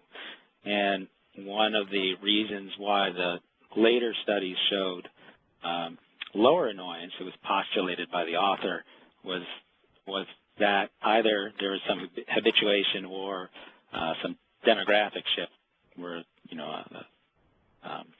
people who don't mind the noise move in and people who do mind the noise move out. So that's one. It's a postulation, but I don't think it has been proved at this point. So that might be an interesting area for future research. It would, yes. Any of the other panelists have thoughts on that one? I have seen conflicting, research results on how much people habituate over time to a new noise source. I've seen some studies that suggest they do and others that suggest that they don't. So it doesn't seem like it's a question that has a clear-cut answer yet. All right. The next question is posed by Jesse Moreno. Are the slides available for download and study at a later time? Yes, they will be. Up on the screen now, we have a couple of wrap-up notes here, information for registering for the follow-on wind turbine noise and health webinar, but also listed lower down there is the URL, the location on the web for the materials, which should be posted by approximately July 27th, and those materials will include the webinar and a transcript, as well as an annotated bibliography and references. We will also pose all questions asked by the participants and any other related resources and studies as are identified over time. So think of that as a living site. The next question is from Dorothy Allen. The following is from Massachusetts regulators. A source of sound will be considered to be violating the department's noise regulation, 310 CMR 7.10, if the source increases the broadband sound level by more than 10 dBA above ambient, or produces a pure tone condition when any octave band center frequency sound pressure level exceeds the two adjacent center frequency sound pressure levels by 3 decibels or more. Please correct or comment. I assume that's either for Ken or Mark. That is the noise policy that she's mentioned of the Department of Air Quality Control, and how it is applied to wind farms is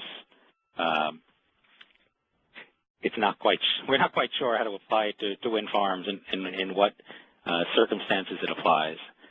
It's not, as far as I know, a rule or a regulation, but it's and it is applied right now to sources that are required to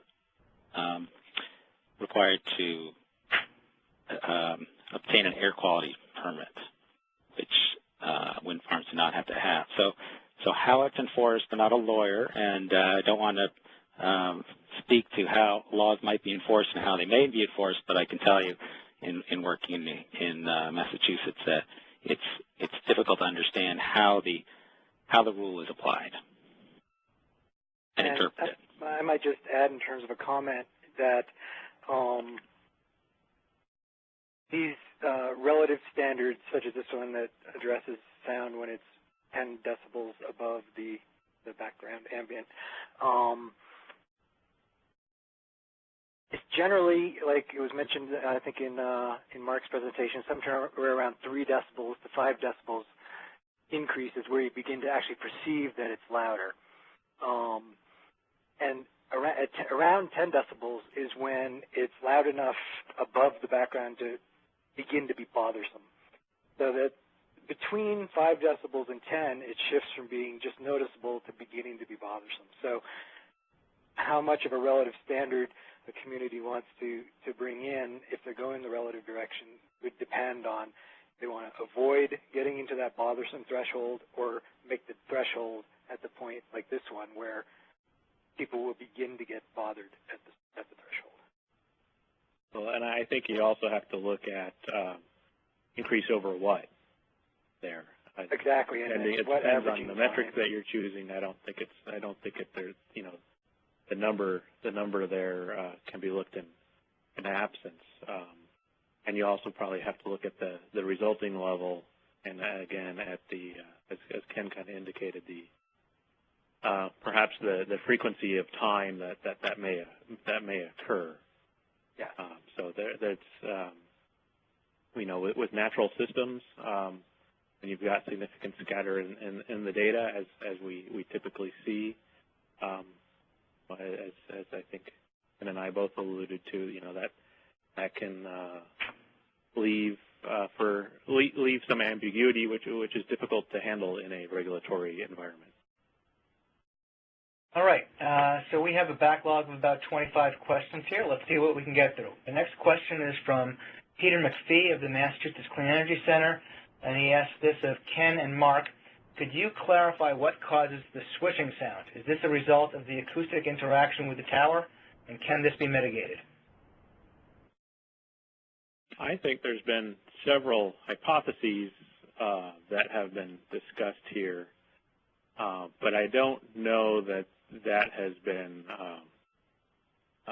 completely put to rest as to the exact cause. And I think it's also probably helpful to put some of that into context, in that while there is swishing sound, it's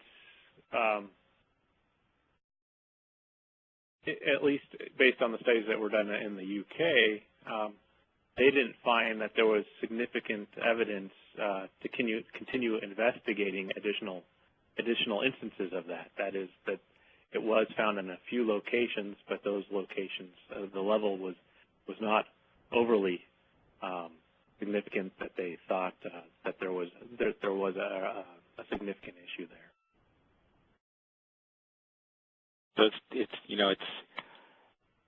so there's a difference between amplitude modulation and excessive amplitude modulation. You know, the swishing is sort of a normal part of the wind turbine sound, but when it gets excessive, you know, then we're looking at what's causing that. But in general, I think just the normal swishing is again, it's not definitively determined, but there are factors that contribute to it, such as the difference in the wind speeds from the top and the bottom of the rotor, and also the directionality of sound as it comes off the blades. Great. All right, next question takes us in a different direction. This is from Jennifer Puser. I hope I pronounced that correctly. Did not give a location, but she asked, are there any studies providing models of financial compensation for people whose homes/farms are near wind farms? I guess that's for anybody who's familiar with that topic. I'm not familiar with that. Yeah, I'm not quite sure what she means by models of compensation, but maybe Mark could be worthwhile talking about the Oregon standard and the participation guidelines? Well, I think any standard that has participation guidelines, there is some sort of agreement for people who participate into a project, and there may be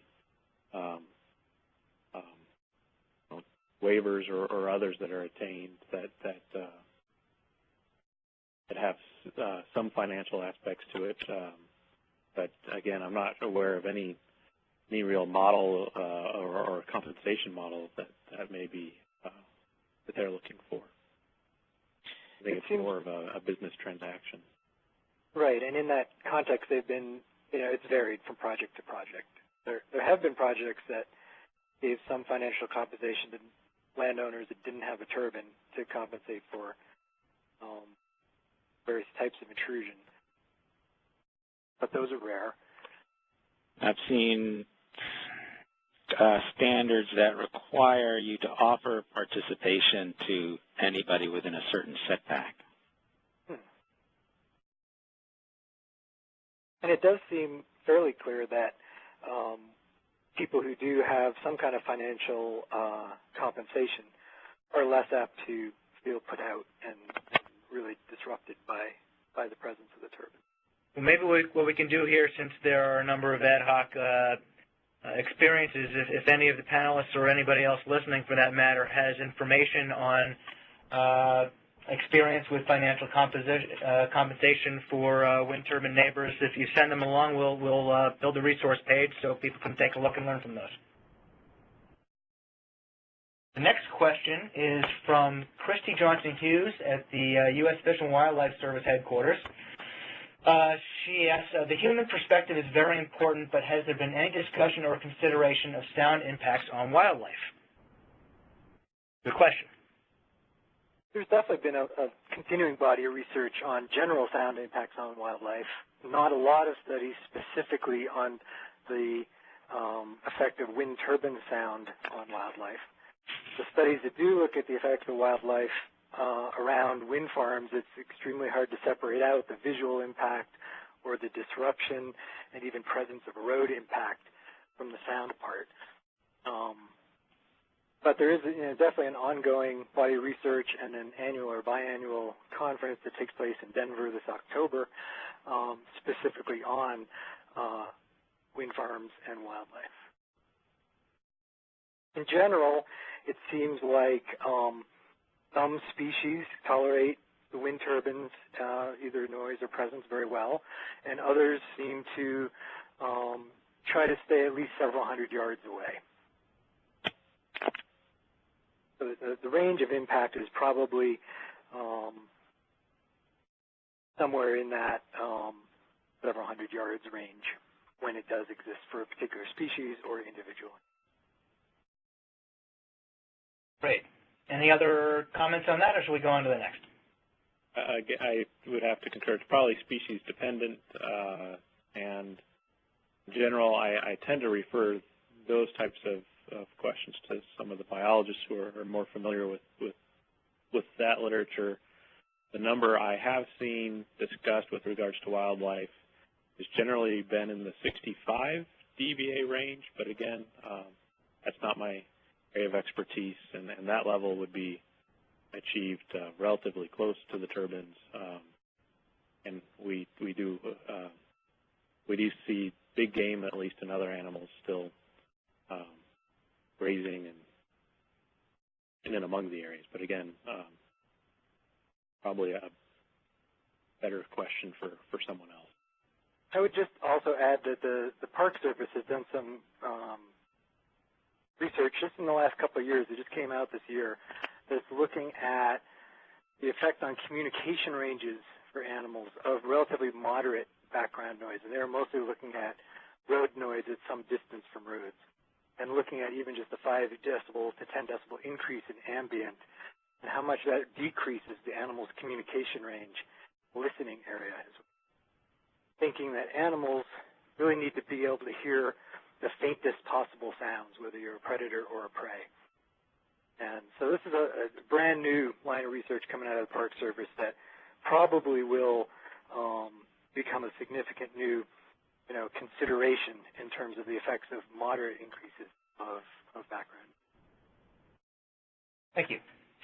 The next question is from Dylan Voorhees at the Natural Resources Council of Maine. And he asked, can you comment on results from attempts to verify sound modeling propagation conclusions post-construction?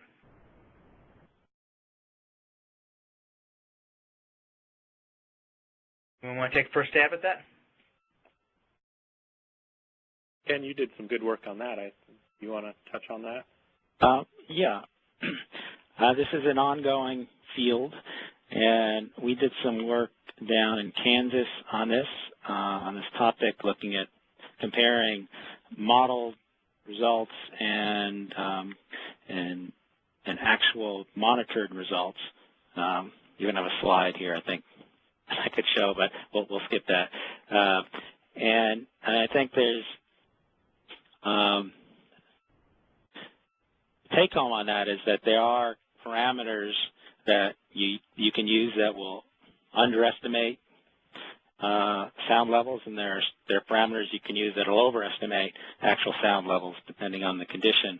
There have been a couple of post-construction studies in Maine, particularly, that were done by RSE, Resource Systems Engineering, one in Stetson and one at Mars Hill, that I believe are at least partially publicly available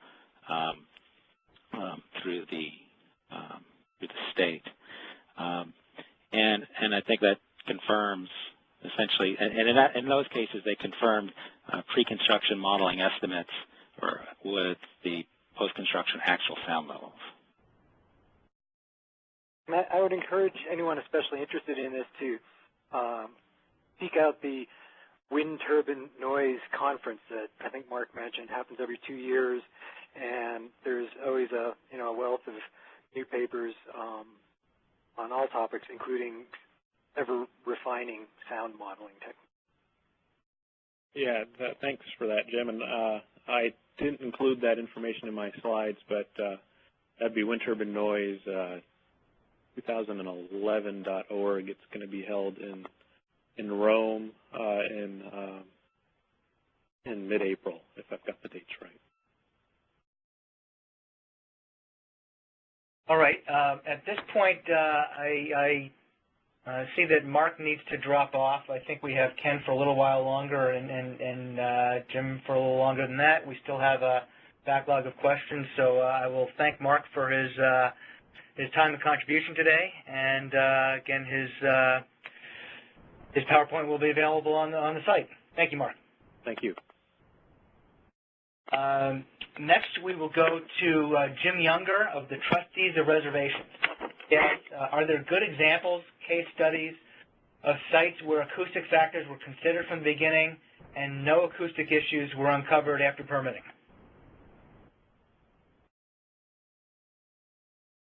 Ken? I believe that the majority of sites are like that. And maybe when with the opportunity, I could talk about or try to list some of those sites. But I think you'll find that most sites are constructed not too much of a problem. And all sites are acoustics are considered as they're developed. Well, I don't know if that's the case. I think that early on there are some sites that didn't consider acoustics, and some of those had problems.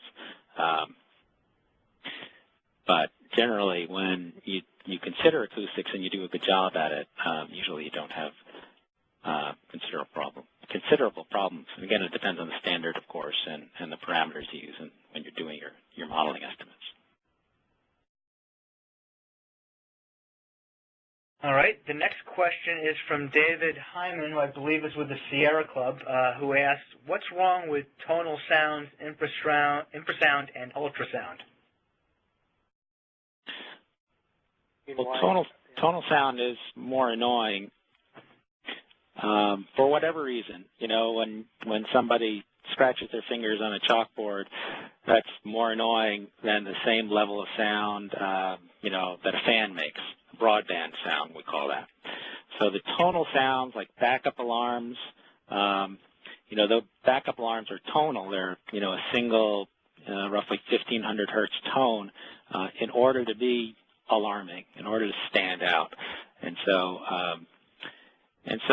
some municipalities, some states essentially penalize pure tones, say by adding 5 decibels to your measured sound when you have a pure tone in order to account for that increased annoyance or increased susceptibility or noticeability. Then infrasound is not necessarily bad. A lot of infrasound can be bad because it rattles windows or shakes things on your nightstand because it has the capability to create noise-induced vibration. A lot of infrasound, at very, very high levels can create, effects like nausea and other types of ill feeling, but those are at very, very high levels. I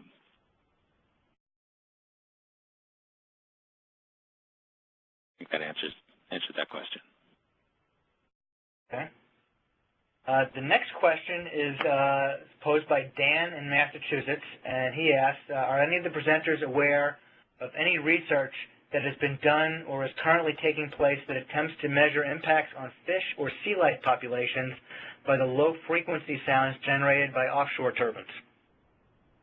Yes. There's a fair amount of research going on, again, mostly in Europe where the offshore side of things is more developed. And there seems to be very little sound transmission problems in the water. The towers are not generating significant low frequency or other noises enough to bother marine life. However, during construction, there is a lot of noise with pile driving as they create the foundations. And that can cause, especially harbor porpoises, who are one of the most sensitive species, to avoid the construction area by 20 kilometers or more. So at this point, that's a relatively moderate issue, but there's a concern that as offshore construction becomes more widespread, there may be regional scale impacts where that pile driving noise during the kind of temperate part of the year when most of the construction is taking place could actually be insonifying fairly large regional coastal areas with enough noise to be a bother for the animals. The turbine blade noise that we're worried about on land that's happening in the air, that noise does not pass the air-water boundary with a very high degree of success at all. So the high levels of noise that we hear from the blades just don't go underwater. There's a study that the Mineral Management Service of the Department of Interior is conducting currently related to wind turbine related noise, including construction impacts on the underwater environment. I imagine that's not going to be completed for some time now, though. Great. Thank you for that was an informative answer. Let's see. We'll next go to Judith in New York, who asked, has there been any study of annoyance with wind turbine generators in rural areas with existing industrial facilities, for example, quarries or slaughterhouses?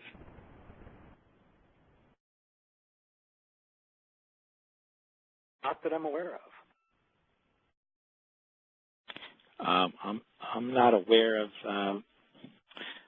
any. I just know one particular project that was near a pig farm, and that's currently being proposed. And I guess part of the benefit of that is no one wants to live near a pig farm. So there aren't very many people who live near this facility.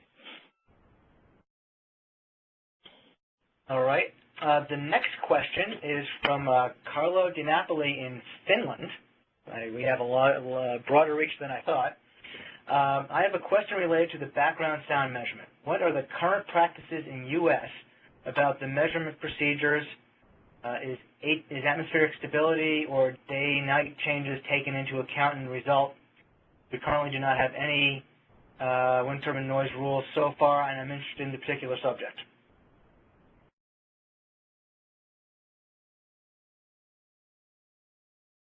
Because that's a big topic. There are two. The ISO standard that I was talking about just considers downwind propagation under a certain meteorological condition. And if you want to estimate the sound levels during other meteorological conditions, you can estimate that using what's called Kaliski adjustments, which were established almost 30 years ago for different atmospheric stability conditions. And more recently, work done in Europe on a European model that's in development called Harmonize has looked at different types of stability environments, not necessarily the stability classes that were evaluated in the Kaliski standards that affected noise propagation. So I guess the short answer is yes, it can be done, and it's one of the things that are being incorporated into the European models. And I think the questioner may have been also wondering about assessing current background ambience. I'm not sure. But if so, then, one of the things, as, Mark mentioned a couple times, is if you're comparing to the background, then comparing to what? And so there are various measurement protocols for when you're actually doing the recording. But then equally important is the averaging time over which you're establishing your baseline. So if the background ambient is in a 24-hour average, that will be a higher level than what's really happening at the quietest time of the night. They alternately sometimes use something called, like he said, called day-night level. Other times people use averaging over, very short periods of time, as short as 10 minutes through the whole day. And you can track more clearly where the quietest parts of the time are. So bottom line, when you're assessing your background ambient, how you decide to average those results in terms of setting your, your kind of target that you're going to compare to is crucial. All right, thank you. The next question is posed by Gordon Durfee, who's a member of the general public, and he asks, do you have any recordings of wind turbine noise that we can listen to now? Graphs and formulas don't help in reality shows like this.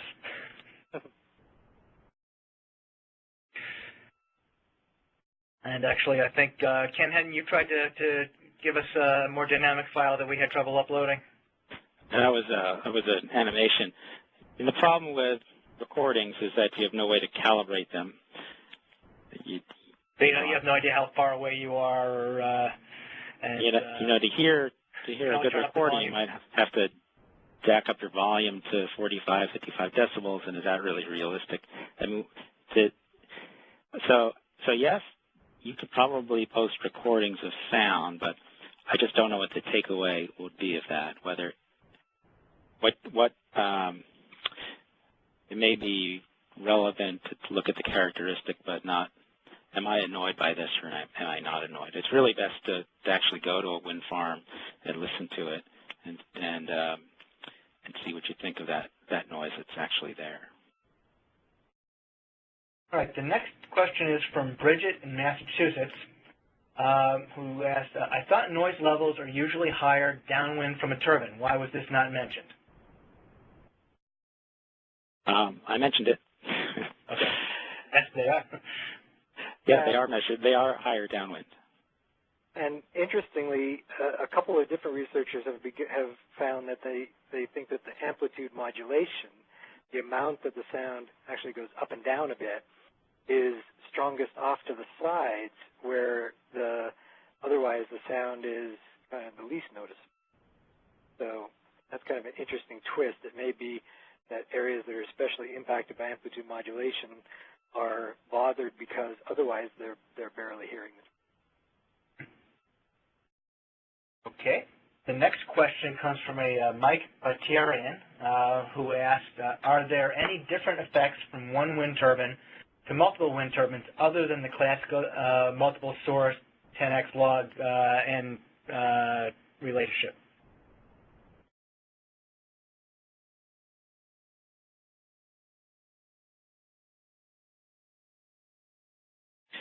Well, I guess the question is whether you can adequately model.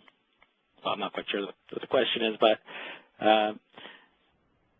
there are some theories out there that there's some coherence between individual turbines, and that is that when they're in sync and they're in phase, that they could create a louder noise than if they weren't in sync.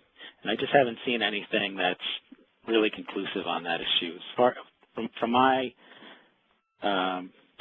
observations, for most variable speed turbines in wind farms, you don't get that type of coherence.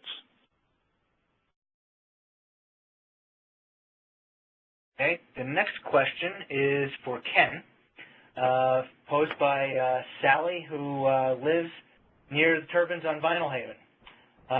We were specifically told that we would hear no noise from the turbines, but the noise is for us unbearable. The 45/55 dB nighttime, daytime regulations are totally inadequate. What would you suggest? We're trying to get developers to implement some real mitigation. What do you recommend that developers do to mitigate the situation?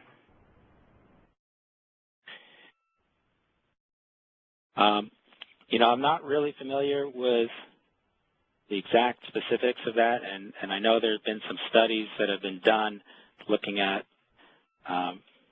mitigation. So I don't want to comment on that specific project without knowing a little bit more about what the studies found and why there are these impacts and what's already been proposed.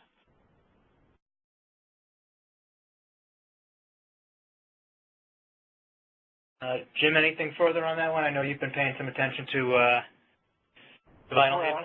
I mean, I guess, and I know Ken especially stressed this in his presentation, the fact that they were, led to believe, I think primarily by the manufacturers, that they wouldn't hear them, is one of the things that we're gradually getting beyond.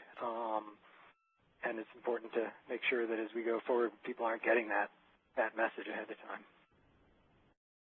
In terms of fixes, the things that were mentioned, various types of changing the speed or shutting them down at the worst times, which I know is happening in Falmouth now, and potentially increasing the cut-in speed so it turns on at a slightly higher speed.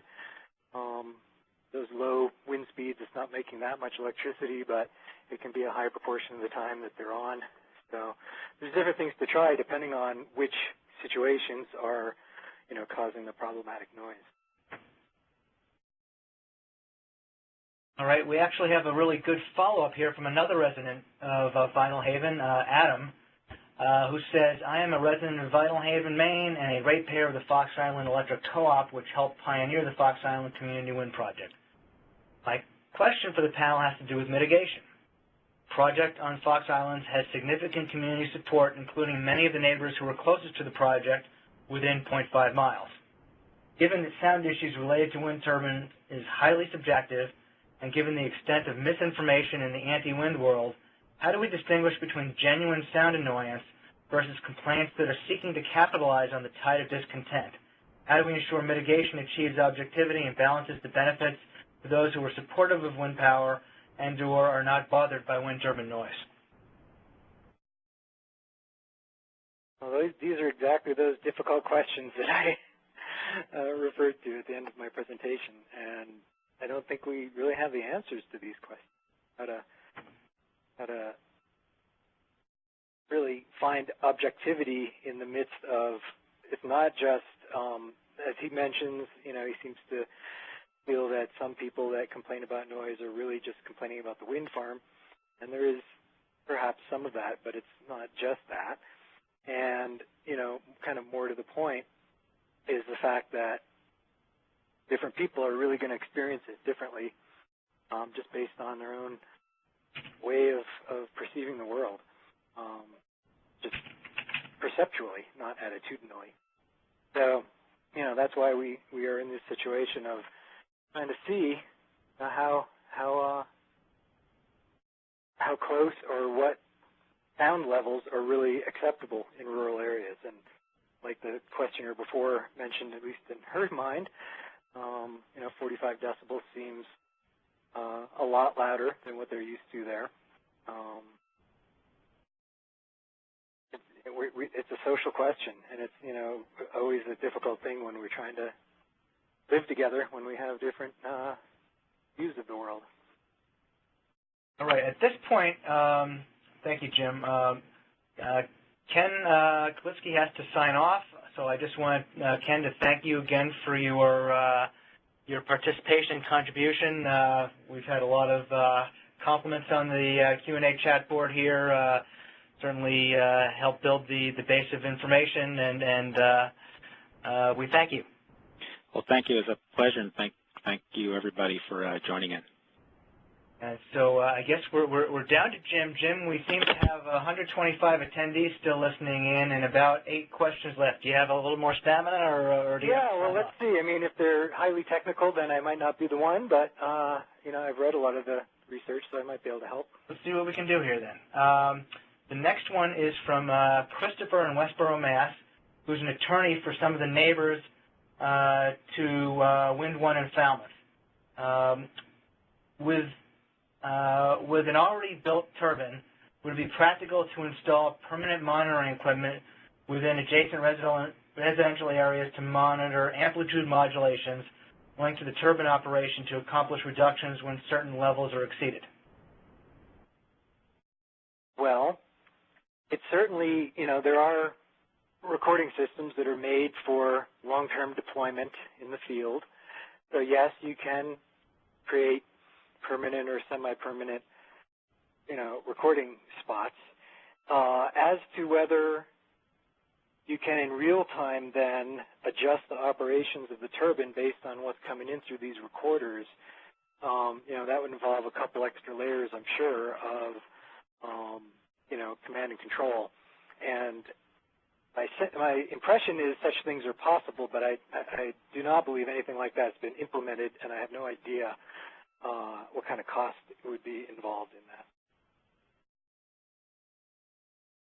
All right, let's see. I'm going to select the ones that are probably better suited from the remainder here. For you, Jim. Yeah, that one's probably for me. Okay, here's one from Andy Novi, who works for a wind developer based in Massachusetts who's developing projects in northern New England. Andy asks, could you give examples of species affected by wind turbine noise? Yeah, well, again, there's a lot of research on animals being affected by noise, very little on wind turbine noise in particular. And the research that has taken place around wind farms doesn't really separate out the noise. So not a lot to go on. One of the best studies came out of England, and they looked at birds around the wind turbines. And I'm afraid that off the top of my head, I can't remember which species, but I remember that it was 5 out of 12 species were more affected than the others. So again, it was indicating that it was very species specific. There have been kind of casual reports from people in some of the wind farms in Wisconsin that are in farmland where there's kind of small woods in amongst the farmland, who have talked about deer that used to be in those small woods that aren't now. Again, I don't think there's been any, kind of broad-based research with controls or before and after, species counts or individuals counts to really answer that question in a definitive way yet. But it does, again, seem like when avoidance has been seen, it has been on the scale of a few hundred yards is about the place that the effect seems to fade out. But it's definitely a place where we need more field research, though. Any biologist would tell you that field research of population studies is needed and hard to fund in the best of circumstances. All right. While we're on that topic, this is another question, a similar note from Peter from Marlborough, Massachusetts, who happens to be an old fraternity brother of mine. Is there any known interaction between sound pressure waves propagated by wind farms and native plant and insect populations, e.g. pollination, dislocation of pollinators, overall insect populations, etc.? Anything worthy of note, or is this one for the biologists? Yeah, well, it's one for the biologists, and it's nothing I've seen anything on. One thing I just will throw out, people have mentioned feeling what they call pressure waves in the vicinity of turbines. Somebody in Vermont reported it up to even 2 miles away. And it's this is something that, again, needs more research, but it's very likely this is not necessarily an acoustic phenomenon. We may not be talking about feeling low-frequency sound waves, but rather that those giant rotors are actually, changing the air pressure rather than the sound pressure. And so there may be air pressure differentials that, are propagating out from wind farms. It's not something that's been studied in detail at all yet, but definitely, another thing for study, and seems plausible that insects would feel and respond to that, but again, at what range and whether that's going to be problematic on a biological kind of regional or local level,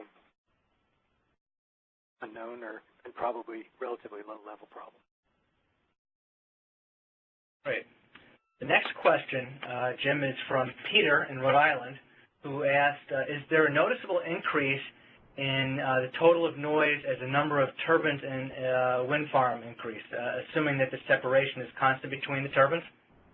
Well, I guess, the sound models do take that into account, much as Mark outlined, so that what they do is model across the landscape, and at any particular point, they're adding up the sound from wind turbines at various distances to that point, and they end up with a map. I think Ken showed a nice map that had a range of colors, each showing a 5 decibel decrease of the sound as you get further away. So that's what they end up with, and that is taking into account all the turbines in their specific locations, in their specific topography. So, that is what takes place in the sound modeling. All right, we're getting down to the last couple here. There are a few here, Jim. I don't know whether you feel like they're fodder for you or not, but I'll give them a try.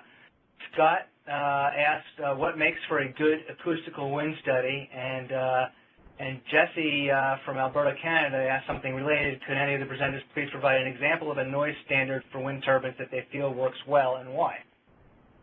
Yeah, well, for sure, what makes a good wind study is something that, those other guys would have been, better to answer. I certainly have never worked on designing or even critiquing the design of studies, so I can't say that. And in terms of what makes a good wind standard, well, there's really no simple answer to that either. The big question, of course, is, what degree of protection from sound, or what degree of increase in sound, or does that particular community want to accept? And so it's designing the standard that meets the community's kind of desire for living with wind. But each community may be different, and as you said, as Ken outlined, there's many different approaches to that, and any of them can be done well. The main thing is that it's done in a way that the community understands and that does meet what the community is trying to achieve. Thank you. Okay, I think we have 2 left that are very appropriately good wrap-up ones. Mo from Massachusetts asks, this is really for me, I guess, can the wrap-up page be sent to participants so we have the upcoming webinars access and data presentations from this webinar access? And that's the slide that you're all looking at right now, and I'm sure we can arrange to do that, to email that out to the participants. And I guess the final one, Dole Fontaine hopefully speaks for many of us in saying this was an extremely good presentation all of them. I guess we'll thank Jim since he's left here, and Mark and Ken in absentia. Thank you all for your participation and contribution, and Jim especially for hanging on to get through all the questions. And a thank you to all of our participants. Hopefully this session has added to the understanding of what we know and what we don't about wind turbine sound, perhaps raised as many questions as it answered. I will remind all that we have more to go on this webinar series, and I expect that we will revisit the issue of sound during our planned conference in the spring, time and location to be determined. And again, I will remind everybody, the 100 folks who are still online, that 2 days from now, Thursday in the evening, 6:30 p.m. Eastern Time, we will have a follow-on presentation by Dr. Robert McConney, presenting on wind turbine noise and health, presenting his perspective on fact versus fiction based on a research review of peer-reviewed research. This will be held live in person at the Upper Cape Cod Technical High School in Bourne, Massachusetts, and simultaneously broadcast on a webinar exactly like the one you've just participated in. To join the webinar, you must register. The registration email is listed on the screen. And to join the distribution list for being informed of future NUEEP webinar announcements, please visit the New England Wind Forum website sign-up page. The URL is also shown there on the wrap-up page, and you can sign up to be informed of subsequent presentations. Again, the presentation materials, the webinar, the transcript, the bibliography and references, questions asked by the participants, and other related resources that will be added over time will be posted on the website shown approximately July 27th. If any of you have studies that haven't been referred to, offer supporting or contrasting conclusions, fill in any of the questions that couldn't be answered today, we welcome you to forward them. We'll do our best to put them all up there in some way that's easily discernible and findable. And again, we thank you all. At this point, we'll sign out and look forward to talking at some of you again on Thursday night. Thank you.